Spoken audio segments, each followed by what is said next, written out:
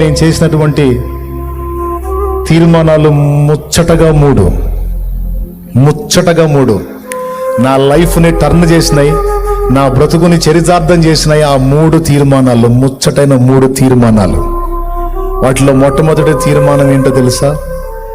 యేసు ప్రభువే నా దేవుడు, యేసు ప్రభువే నా దేవుడు, ఇక యేసు తప్ప నాకు ఇక వేరొక దేవుడు లేడు.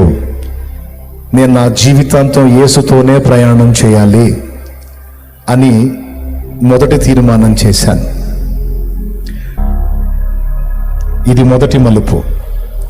రెండవ తీర్మానం, నా ప్రభు చెప్పిన ప్రతి మాట నేను వినాలి, ఆ మాట చొప్పున నేను అనుసరించి నడవాలి అని డిసైడ్ అయ్యి, అందులో రెండవదిగా ఆయన మారు మనసు పొంది బాప్తిస్మం పొందమని చెప్పాడు గనుక నా పాప జీవితాన్ని విసర్జించి మారు మనసుని ప్రకటించి నాకు ఎప్పుడు ఇస్తారా బాప్తిస్మం అని ఎదురు చూశా. ఎట్టి పరిస్థితుల్లో బాప్తిస్మం పొందాలి అని తీర్మానం చేసుకున్నా. నా ఆశ తీర్చి ఇందాక మీకు కనపడ్డ పెద్ద ఆయన కోటంలో వాక్యం చెప్పినప్పుడు నేను తీర్మానం చేసుకున్నాను, బాప్తిస్మం పొందాలి, ఎట్టి పరిస్థితుల్లో పొందాలి.